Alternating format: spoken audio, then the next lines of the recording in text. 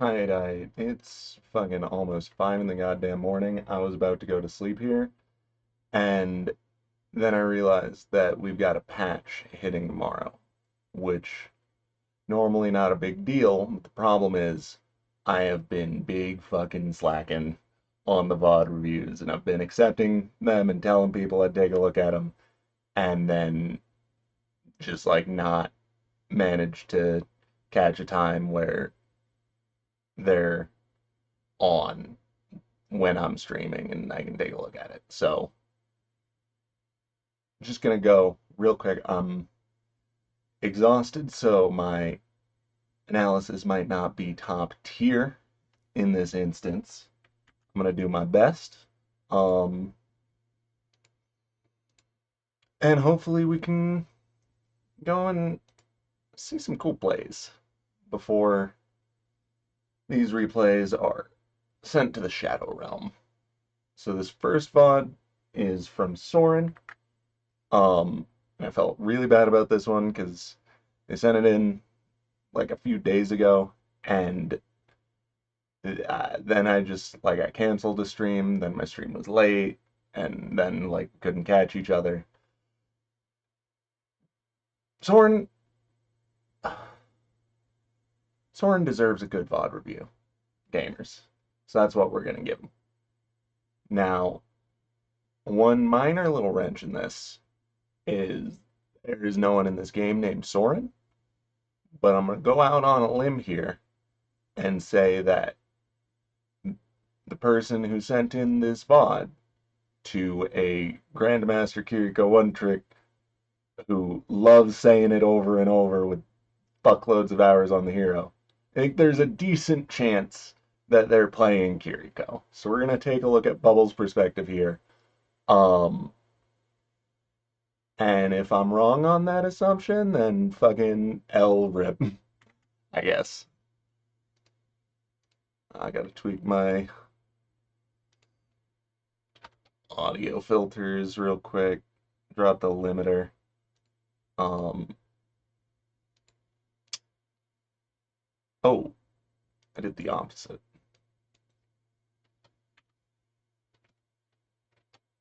There we go, there we go. That looks good to me. Oh, so let's see, we got 12-minute game on Havana. Um, so this is probably a little bit of a steamroll in one direction or the other. Let's see what our gamer Bubbles here can show us.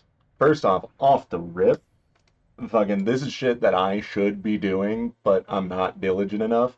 So many maps have windows like this, where as the attackers you can go and see what's going on before the round starts. And there's no fucking reason not to go and look out there. Like it's gives you so much value, you know, what heroes you're gonna be going into, and you can see people take positions, so you're not gonna get surprised by bullshit. Um, Fucking love seeing that. I know Soren mentioned they do like scrims with I think like their like college esports league or something. Um, and this is scrim behavior right here, and I fucking love seeing it. I definitely need to take a look at one of their actual proper scrims. Yo, and fucking teleporting down when you're done, that's an interesting play. I don't really know if you benefit all that much from it. I'm gonna be honest, like, you could just walk out up top and you'd still heal your team, still get damage out, and you'd be creating an additional angle. I mean, it's a very slight off angle, but I feel like just going out and fighting from the high ground there would make sense, but nitpick. You know, this ain't a code review, this is a VOD review.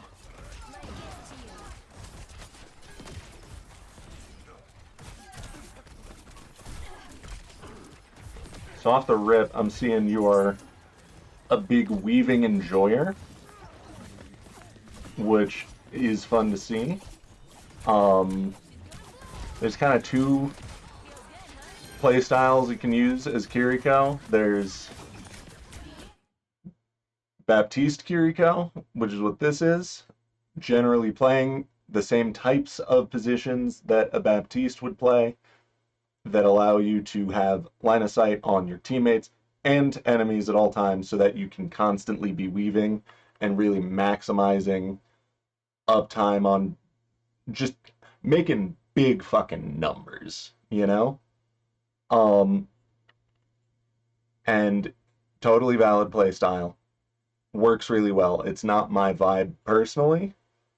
I, if you've watched my stream, you'll know, am a big proponent of the lore accurate Kiriko playstyle, where you are just a dickhead and run in and fucking throw knives and every once in a while you toss a single burst of a Fuda out at your teammates out of pity, but you generally see them die in the kill feed and tell yourself that they had it coming. Um, both work. Uh, I feel like I definitely have a lot more experience when it comes to like reviewing and analyzing a more off-angle flank-centric Kiriko than I would this playstyle. Like I generally am working to maximize uptime on my swift step to allow me to get more angles. But playing like this, you're generally, first off, you're going to get way bigger numbers than I would playing off angles, just because you're having 100% uptime on your weapon and your healing. Um, so as long as you have decent target priority and you're not healing people who are full health, then you can stack some numbers. Most importantly, though, with this kind of playstyle, you're going to be really prioritizing maximizing the utility of your Suzu. I oftentimes really significantly understate the value of Suzu, because for my playstyle, it's like it can be super clutch, but I can't like consistently expect to get that value. Um, and I try to just use my Suzu to get whatever value that I can. Whereas when you're playing like this, you're closer to your team. You've got like clean line of sight, very close to your tank, which means if they ever get any abilities on them, you're instantly going to be cleansing them. Now let me take a look. We got Freja, Moira, Genji, Mercy, Sigma. So unfortunately, their team does not have a single ability that you need to cleanse with Suzu. Maybe the explosion from Freya's bolt, but like you're not going to get as much value with this playstyle into this comp as you would if you were going into a comp that had, say, an Ashe and an Ana, you know? If I were playing against an Ashe and an Ana at the same time, first I'd be mad, and then second off, I would adopt more of this kind of playstyle, trying to really make sure I am constantly Suzuing every single dynamite, because otherwise she's gonna get fucking ult every fight. In this case, you're gonna be using Suzu to save teammates, and also just as like a fuck it last resort clutch heal when you're under a ton of pressure and not confident you can hit the Afuda. Um, so I'm really gonna be looking heavy at how Bubbles is using the Suzu here.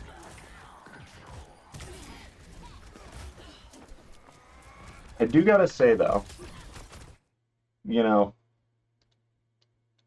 while you are going and playing around with a playstyle trying to actually be a good teammate and a helpful support, and I respect that.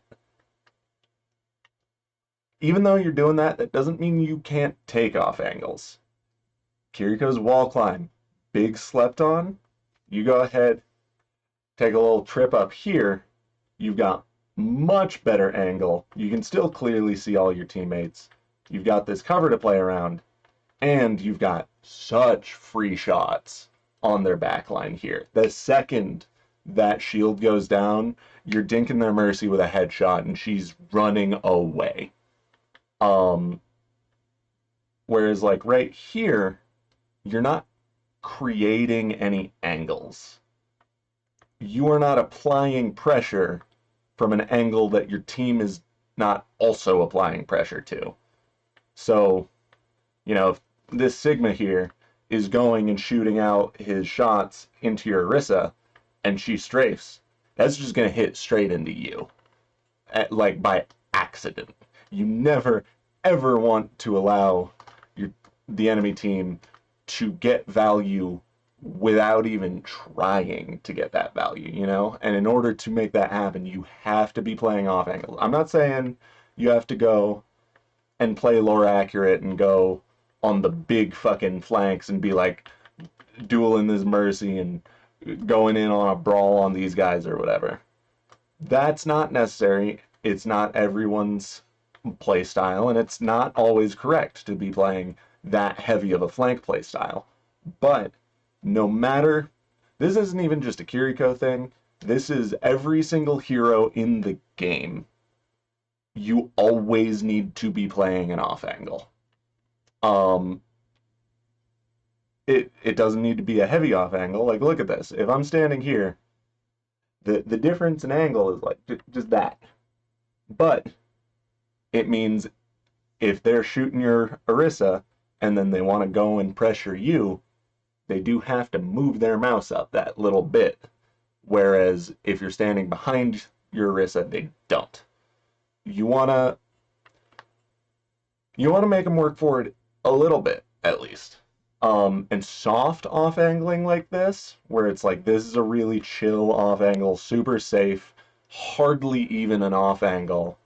And then as the fight progresses, you maybe play like something like this, where it's like, if we look at the angle, the Reaper's like kind of lined up with it, but we're off to the side a little bit. That's what we're looking for when it comes to soft off angles. We don't need to be creating an entirely different angle of attack. We just need to be spreading out the pressure a little bit, so it can kind of envelop them and make it so that they do not have the tools to counter all the pressure you're putting out with a clear mind. I can tell I'm tired and I'm losing the plot just a tiny bit. All the things I'm talking about here are based in like written lectures that I have prepared already related to like pressure, off angles, enveloping teams, the idea of how pressure relates to mental bandwidth. Those are all lectures I've done in the past, and if anything I say in here sounds interesting but I don't manage to convey the ideas effectively, please ask in the Discord, or come in while I'm streaming and ask. I am more than willing to explain this in more detail when it's not 5 in the fucking morning. So let's get on this, because I think we're already, we've spent 13 minutes on the first 90 seconds. So let's go ahead, start being a little bit more efficient with our review and not nitpick. I mean, honestly, that wasn't even really necessarily, like, you haven't made any big mistakes or anything. It's just my classic VOD review thing, where if I can notice some aspect of your gameplay that I think can be used as a good example for a topic I already want to cover, then I'll do it, And that is one thing I really do actually want to explore more deeply, because I've mentioned it before, but I've never really gone and tried to, like, really talk about the specific details of, like, the different ways that you can adjust Kiriko's playstyle, Because BAF Kiri versus lore accurate Kiri, both of them are really strong. Both of them have their time depending on the map, depending on the hero composition, depending on how you're feeling. Like I generally will end up playing a lot more supportive if I'm just not feeling like I'm able to lock in. Um, and I'll go and I'll play more of a lore accurate style when I'm in a situation where it really feels like my DPS are struggling to actually go and put out the pressure we need. And sometimes you gotta do it for them.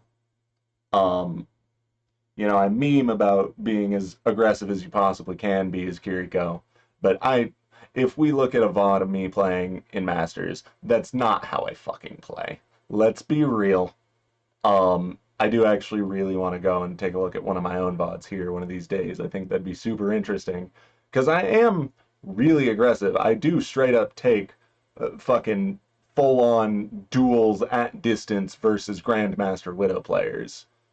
But like I also heal way, way, way more than you would expect from watching my stream and hearing how I talk about these things. So definitely one of these days here soon, um, I'll go and do that and we'll take a look at one of my VODs because I think that could be a really interesting experience.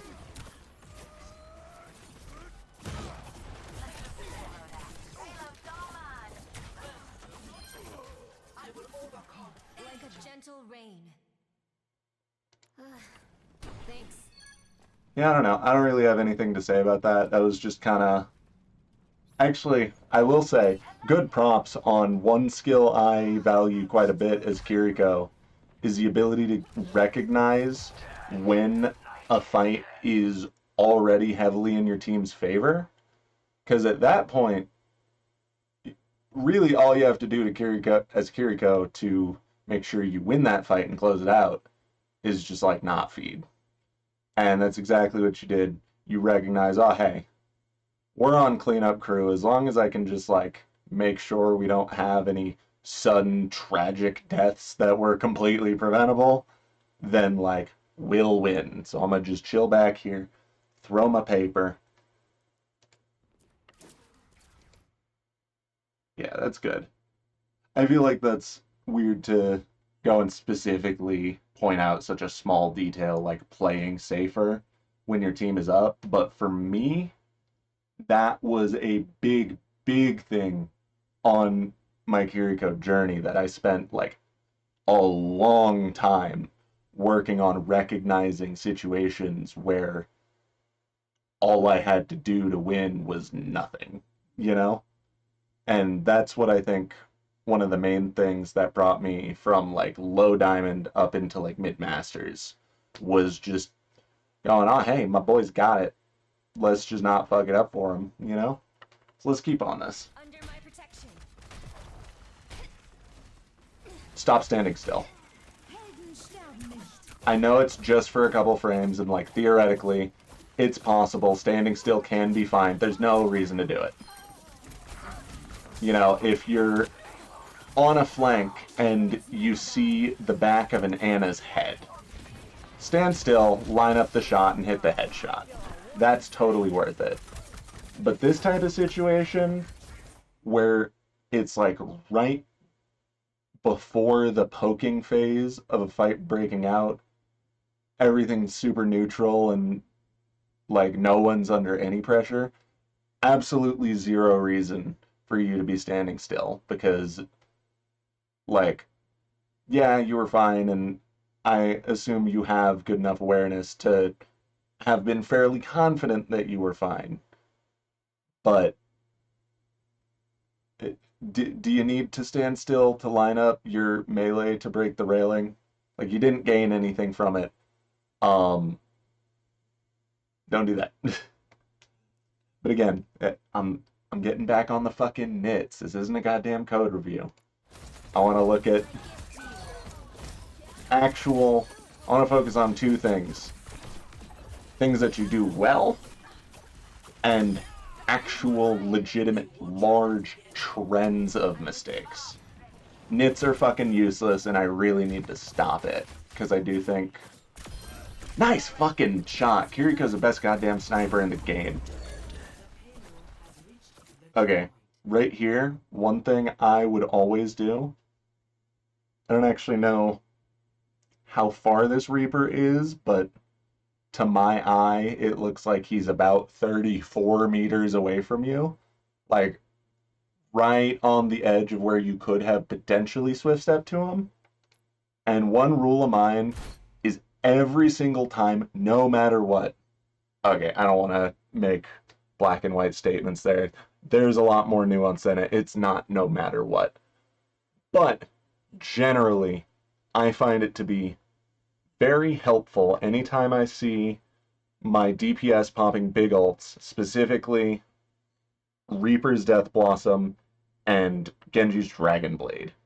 Anytime my team is popping those off, my first reaction is almost always to Swift Step aggressively to them and Suzu. It is the only fucking time that I am actually willing to make that play where I go and do an aggressive Swift Step forward and use my Suzu supportively on a teammate, leaving me deep in the shit with no cooldowns.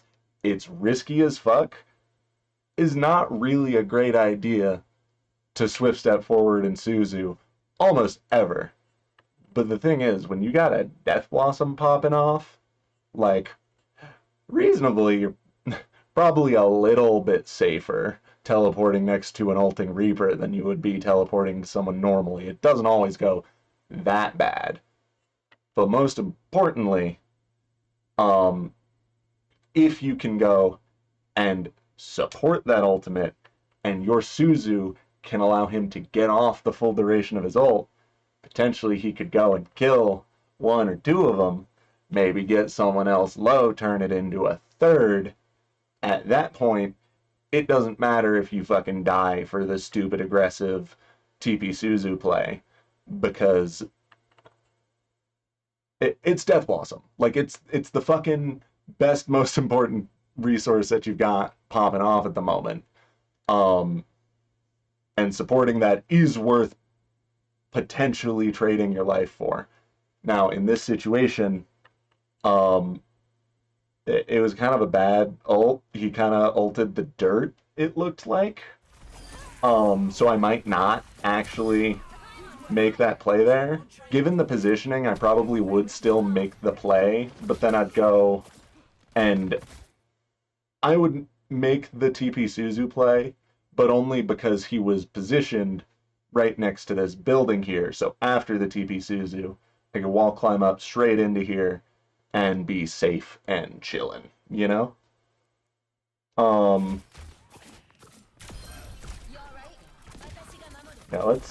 I want to look at this Reaper ult more closely. Okay, so he Reaper ulted right point blank on a Moira who I'm assuming has Fade. Yeah. That was not a great ult. Another thing to consider here is, honestly, I'd do it. I'd go and support this play, because even though I don't really believe in the play and I don't think it's the best Death Blossom in the world, really important factor to pick up on is that your team is about to cap the point. And one rule of mine that I've always followed is when the point gets capped, anything that happens for the next, like, 5, 10, 12-ish seconds, anything that happens immediately after capping the point does not fucking matter. So you'll always see me on these maps, when my team caps a point, I'll go and I'll make a dumb aggressive play that I know has a low chance of working, just because if I do hit it, then I get a kill, I get some ult charge. Most importantly, I get the mental diff of they're now pissed that I W keyed that far into their backline and killed them. But if I get punished for it and I die, well, spawn's right there, you know? Like, there's really no downside to making an aggressive play right this very moment, because no matter what, you will be present for the next team fight, whether you die or you make the play work. So that's something to think about. Let me actually want to see. Take a closer look. Ooh, wait, hold up. He's on the Kiriko. Yeah, no, 100%. If you Swift Step Suzu onto this Reaper, you drop in, you make sure he's gonna stay alive, he'll get out of this all right, and then you immediately flick up, tap one fucking kunai into her knee right here. You've killed Kiriko now, um, and you didn't force your Reaper to do 100% of the impact. It's very rare for someone to get a kill all on their own in this game. It is almost always someone has to go and do a significant amount of damage, put someone under pressure and out of position, and then someone else, while the first person is out of resources and can't keep fighting, someone else needs to come in and finish them off. That's why like the Kiriko Moira combination is so fucking fun for me, cuz I can go and if I say, "Hey yo, I headshot their Mercy," Hard is fucking baiting straight in and sucking her off. Um and in this situation, if you TP Suzu the Reaper, you would have killed this Kiriko. And I think that would have been a pretty huge play. It is kind of, I'm almost kind of contradicting myself here though, because I just said, oh, hey, anything that happens for the next 10 seconds isn't going to matter. But then I was like, oh, but also killing them, that would matter. And I'm not sure where my thoughts on that are, actually. I think that would be like a legitimately good topic to like discuss with chat for an extended period of time and like theory craft. Um, uh, in my gut, I've got a feeling that it doesn't matter as an attacker, um, but dying as a defender can matter. The important thing is as a defender, you do not want to fucking ult right after the point is taken. This is like completely side tangent, nothing to do with the VOD in front of me, but just a general tip when you're defending, and also kind of when you're attacking too, but just in general, when the point gets capped, just don't ult for like 10 seconds. I guarantee you'll end up finding a better, stronger time to use your ult if you just wait for the next fight to develop, you know? I think that's a big thing is like when the point is getting capped, one person has to be on the cart, obviously, and the cart is back behind that wall. So it's like you can't go and take a proper, fair team fight, you know? The attackers are down and they don't want to go and take all these angles, and the defenders have no incentive to go and push all the way in. So everyone's just kind of standing around waiting for the next fight to happen. You don't want to be ulting when everyone's standing around waiting. You want to ult when it has impact. This is, again, very, very different for all sorts of different ults. Like, if you're a Tracer, then fuck yeah, go and stick the Mercy um, right now, and you'll kill her, and maybe it doesn't have a super big impact. Maybe she just gets back easy enough. But first off, mental diff, she's tilted. Second off, your Tracer, you get your pulse bomb back in like 3.5 seconds. Um, and because of that, really low risk to just toss it out there, even in a slightly worse situation, on the off chance that maybe it can create a situation you can capitalize on. I went into way too much detail there. All that is to say, though, I do really think you should try and actively look for situations where your DPS are popping very, very big, impactful ults, and you should give fucking everything you have, including your life, to support it. Is worth it. Like, Kiriko's sick, you can throw the knives, but turns out Death Blossom deals a little bit more damage than that, and helping that out, even at your own expense, is often worth it. There'll be times TP Suzuing a Reaper isn't worth it, and you'll die and it'll be a fucking horrible misplay. But in my experience, like I said, I hear the first fucking syllable of die die die, and I like mechanically, I don't even think about it. I am TP Suzuing him no matter what, and I'd say it's the right play probably like 80% of the time, 85. Like I get punished for it, but if I went and actually tried to stop and analyze the situation, then there would be way, way, way more times where that extra half second of decision making is the difference maker that means the Reaper dies before I can go and land the Suzu. Whereas if I just go and say, nah, fuck it, I ball with the boys, I'm with Reaper, bro. If you do that every time, then you'll react faster, and in those situations where he would have died otherwise, a lot of the times the enemy team is playing cocky because they're like, "Oh, dude, we're just gonna fuck this Reaper up," and then as soon as he gets Suzu'd, they're like, "Oh, oh, perhaps I should have considered not standing in range of the Death Blossom. I did have the opportunity to run away." And then as they have that thought, your Reaper gets a fucking 4K, you know? 100%. I think, I mean, fuck, we're like 4 minutes in, but I think that is probably going to be the most useful piece of advice from this VOD review is Death Blossom and Dragon Blade literally dump all of your cooldowns to support them with zero thought or hesitation. Trust in your boys, let your DPS do their job and carry, you know?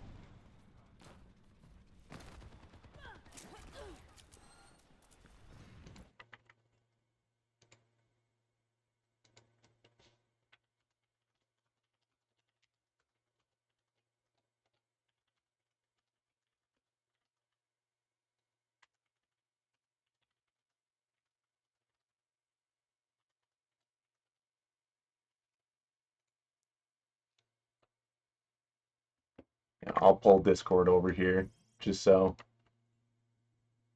it's clear I'm not just like tripping because I'm not going to edit.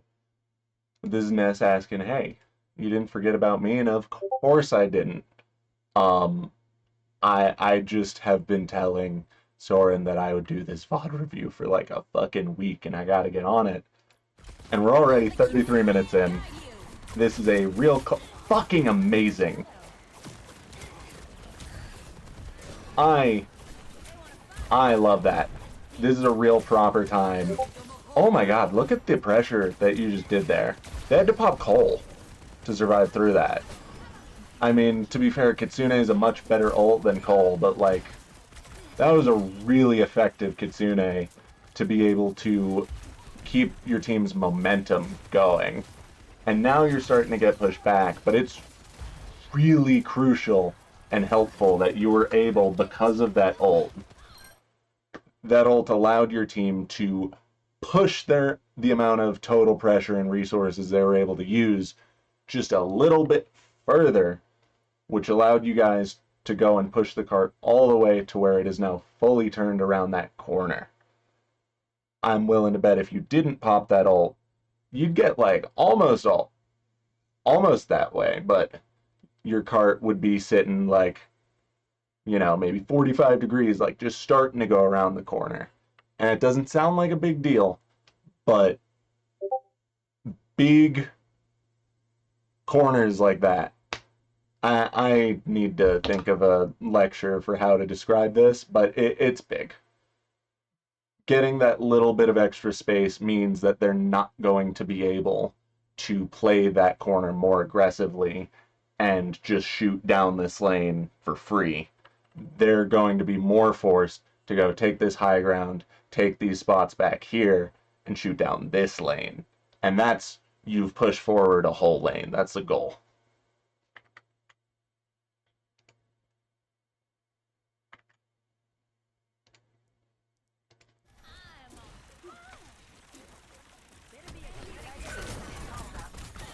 But yeah, I do generally like what I'm seeing.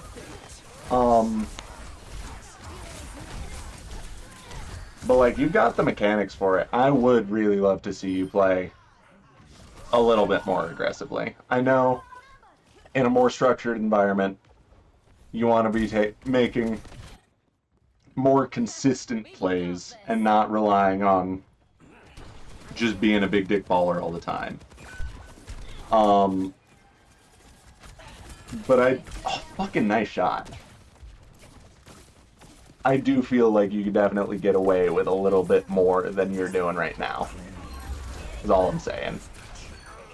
Like right here, this is peak BAP angle where it's like it's really helpful that you're managing to go and do all his healing.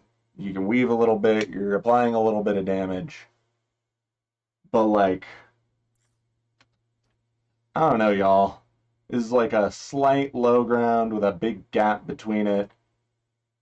And we've got this cover over here, but it's like a broken wall. It's not like a super easy piece of cover to play around.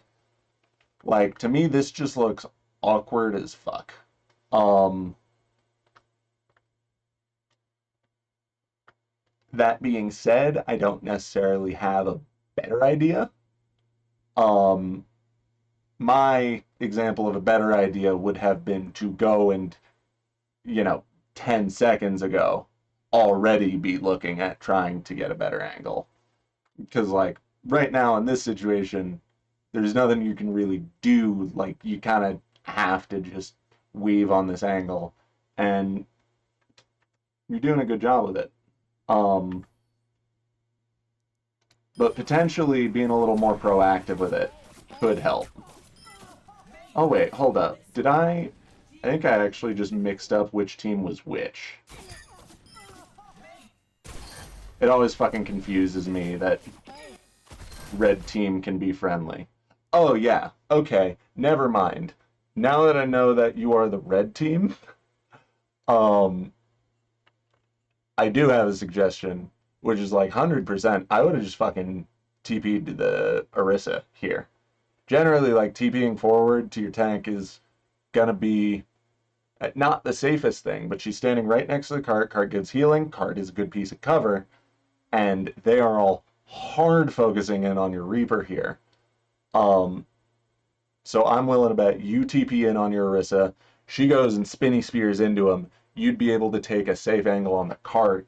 And I want you to imagine how much more impact you'd be able to have if instead of down there on the low ground, you're able to take an angle like this.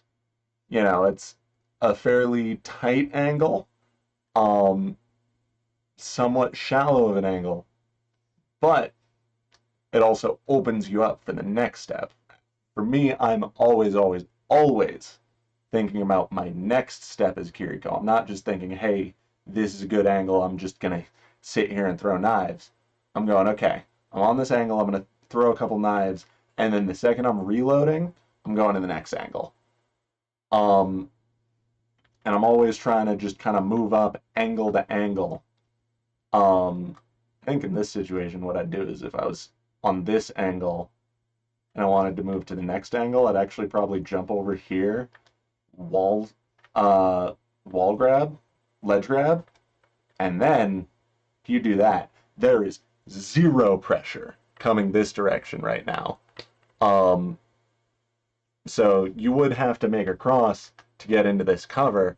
It'd be totally fine because there's no pressure. They're absolutely not expecting pressure to come from here.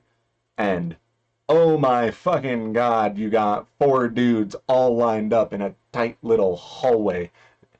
If you went and did what I said, TP to the Orisa, and then take this angle, it's shooting fish in a barrel. You would have an absurd amount of impact. But that's just an example. I don't want to say that doing this specifically is a correct play, because it's not. I think what you did was the correct play, and it worked out and you won, and that was great. I just want to show you some examples of potential options and opportunities you might not have considered before. Because I feel like even myself, almost every single Kiri player out there underestimates how fucking aggressive she can be without it being risky and while still being an effective support and healer. Um and that's what I'm always preaching is throw knife. The other day, someone came into my chat. They were like, fucking imagine being a sweaty Kiriko player, or being such a sweaty Kiriko player that you change your name and make it your whole personality. And I was like, honestly, that's fair, and I earned it.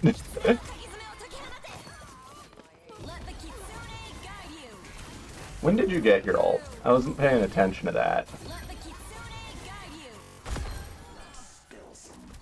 Okay, right now you're on 95% ult.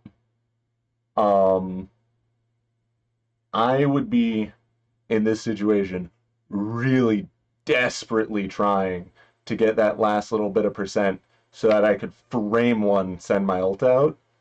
Because one, we got 2.5 minutes left in the game, so realistically, if you don't use your ult this fight effectively, then you're not going to get another ult in time. You would be getting your next ult potentially like, you know, 15, 20 seconds left in the game when your team is really on the back foot and you're all trying to race to the payload. You don't want that. The reason I stopped is I noticed that their Kiriko ulted and then you ulted afterwards. And I think it is almost always better to be the Kiriko that ults first. Because the Kiriko that ults first, their team starts W keying. The Kiriko that ulted half a second later, their team's already running away. They're running way back to spawn and right the fuck away from your ultimate. And honestly, the bliss of Kiriko. One thing I really love is the situations where both Kirikos are locked the fuck in and you both literally press the button on the exact same fucking frame. If that ever happens, just know you are doing an amazing fucking job. And if you end up ulting and it seems like the enemy Kiriko went, oh fuck, I have one of those too, let's press that button, then just know that you're better than them. Nah, that is needlessly rude. Okay, yeah, so she did get her ult before you. So you wouldn't have been able to get the tempo advantage from ulting first. But I'm seeing, yeah, Narissa, she's missing a little bit of HP. You've got a Kiriko, you've got a Moira, they have HP, which you could take away from them. You could have found a way to farm your ult a little faster. Like, I think you wanted to, but it didn't really look like you were actively trying desperately to get that ult as fast as you possibly can. Because in this situation, I'm pretty sure just based on the amount of time, your team probably wins and then you probably fucking full hold or something. But in a different universe, different team, same situation where this Kiriko gets her ult half a second before you, I have absolutely seen games where that is the difference maker that allows them to go and completely turn things around. Really, really, really do not underestimate how important it is to try to farm your ult before the enemy Kiriko. But not necessarily just farming, but specifically getting it out there, finding the timing before her. Super huge.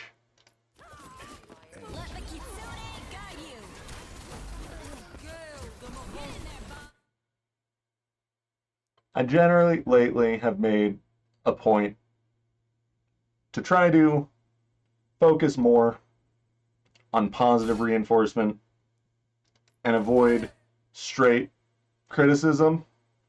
Um, Unless, like I said, it is large and egregious. You are standing on the literal mathematically worst spot on this point. You are as far as you possibly could be from any piece of cover. And I get it, that happens. That's just kind of the way the fight was going, and you're not really being punished for it. Um, and it's fine. But like, keep that in mind. Um, if you're looking for what you want to work on, it is possible, since you're obviously a pretty fucking skilled player, and this type of positioning is beneath you. I'm willing to bet if you went and locked in on it for like a week and just like made an active effort to be diligent with it, you could make positioning mistakes like these completely disappear from your gameplay. And that, when it comes to Overwatch, the most important thing by far is consistency. And the way that we get consistency is by completely eliminating mistakes.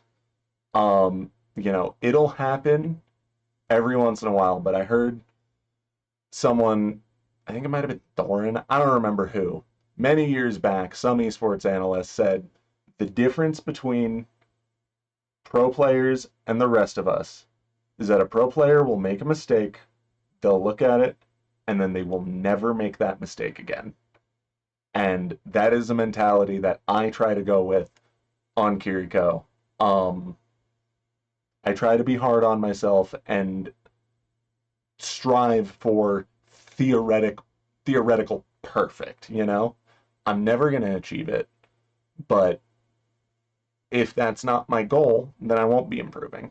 Not everyone has to hold themselves to a higher standard. I've recognized lately that I, specifically in the context of reviewing my gameplay in Overwatch, am just not very kind to myself, and I'm kind of fucking hard on myself, and I need to spend more time gassing myself up and recognizing the good plays I make instead of just the bad.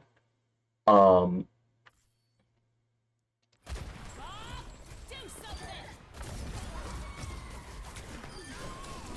Good Suzu there. I love how I said at the start of the round that I was gonna look a lot at your Suzu usage, and then like it just didn't come up at all. Because I mean, mostly just because they didn't have anything you needed to cleanse. Which does somewhat support my point that if they don't have anything that you need to cleanse, I think that is an invitation for you to play slightly more aggressively. Again, I'm not saying that you have to go and play pure lore accurate Kiriko. You don't need to become me. Everyone's playstyle is valid and based on their own personal internal understanding of the game. I don't want to change your playstyle. I just want to expand your internal understanding of the game and impart some of mine onto you. Um, I want to tell you how someone with a different playstyle might think about it, because it might come up. Over the course of a whole game, there might be one single situation where you would make a decision more like me and play more aggressively, and find value in that. And that doesn't mean you're changing your playstyle. You're still playing largely the same. It just means you went, oh, hey, cool. Because that guy talked about it so much, he would never shut up. I recognized, oh, hey, I can go stand up on an off angle. Why are you giving up the high ground? That was not necessary. I really liked you standing up on the high ground at the start there. I think you could have spent more time up there, but the way you're playing it now, like your team is big W keying on them, so you definitely would have had to drop down eventually, so I wouldn't say you made a mistake, but I will. Nice fucking Suzu! That was excellent. That is the shit we like to see. Also, I need to note now, I probably should have noticed this earlier, they do have an Ashe now. Now, Kiriko versus Ashe, a lot of Kiriko players really heavily underestimate the utility of Ashe's dynamite. You fucking need to cleanse it. If she hits just one person, especially if they're fairly safe, they're not under much pressure otherwise, it can be kind of okay sometimes to just let it go and heal them afterwards a little bit. But the problem is if she lands dynamite on two or even three heroes, you need to land the Suzu and cleanse it. Because if you don't, if Ashe is able to get ticks from the full damage of her dynamite on three different players, then she is going to farm her ultimate insanely fucking quickly. And dear God, Bob's scary. You don't want to deal with that.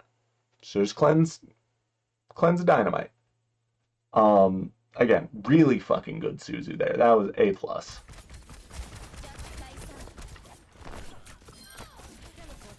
I like the way your aim technique is solid. Like the way you go for flicks, I've just noticed your aim looks like really similar to mine. I guess we're both Kiriko players, that's kind of natural, but I love seeing it. Like a gentle rain. Looks like you don't really know where to position here in this situation, which is fair. Not everyone is used to playing the brawl strat of holding spawn doors. That was a meta every single time on this map in Overwatch 1. You would always want to be holding spawn doors. But in Overwatch 2, it's kind of more of a 50-50. It's up to your team to decide whether that's what you want to do based on your team comp. That Suzu was fine. I mean, like, maybe it would be cool to... Oh, fucking beefy shots on the Orisa. I love just absolutely abusing Orisa players as Kiriko. Her head is so goddamn big that you fucking shred her. You AFK? Please get off Snapchat.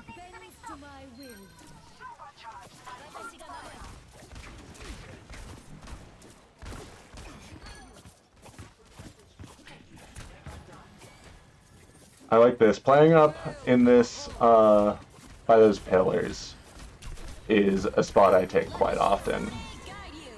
And your long-range spam shots with the kunai to hit the heads, fucking solid, and you're going for those constantly.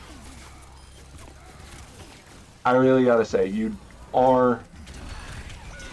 that's just unfortunate. Maybe slight awareness problem, maybe slight ult tracking thing.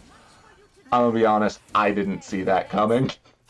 So, I can't fault you for not seeing it coming either.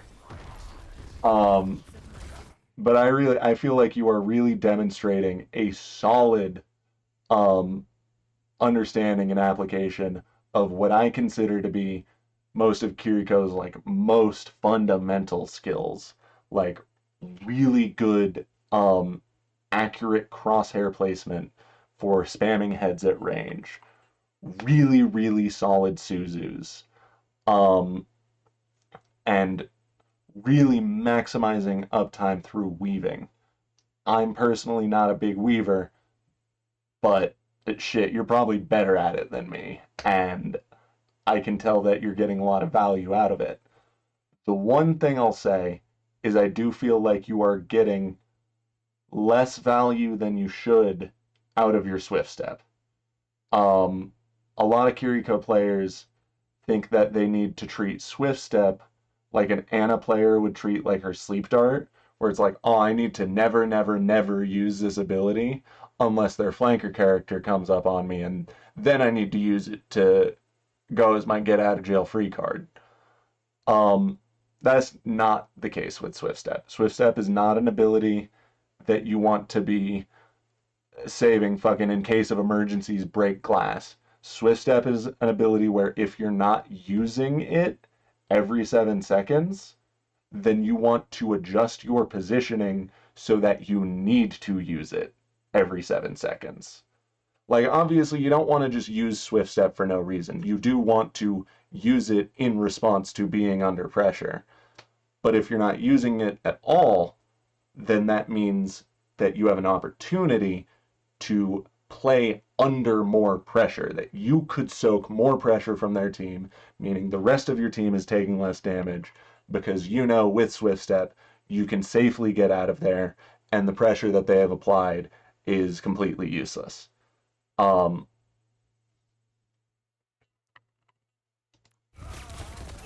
because, like, if you're not going to be maximizing your usage of Swift Step, like, at that point, why not play Bat? Like, he's got an ammo, he does damage, he heals, he weaves. Um, he accomplishes all the same things that Kiriko does. The one thing that Kiriko has on Bat that he doesn't have is the ability to use Swift Step to take more aggressive angles and soak more pressure, bait attention, and get a lot of value that way. Holy fucking shit, I just spent an hour on a 12-minute VOD, but hopefully it's decent. I feel like we touched on some good things here, and honestly, this is some really solid Kiriko gameplay, which helps quite a bit, because you're not making many, like, small, dumb, silly mistakes. The problems that I'm seeing in your gameplay aren't even necessary. I say problems, I need to adjust my vernacular, because that is not an accurate way to describe it. I don't think anything I've said today is necessarily could be considered a problem with the gameplay. But I think of it as potentially missed opportunities, and options that you may not have considered. So shit, hopefully you learn a little bit from that. Let me know what you think. Dear fucking God, I pray, I hope so badly, I really, really hope that Soren is actually Bubbles and I didn't just spend an hour VOD reviewing for some fucking rando who's never gonna see it. I mean, if I did, it's going up on the YouTube. I'm sure anyone who watches it will get value out of it, but, like, please. But that was a really good VOD review. Again, you fucking crushed it. Very well played. If you have any questions, like I said, if you want me to go into any deeper detail on any of this stuff, let me know. I'm willing to explain all this. Like I said, I'm a sweaty Kiriko nerd, and I made it my whole personality. So let me know what you think. Thank you for sending in the VOD, and I hope you have a wonderful evening, gamer. Peace out.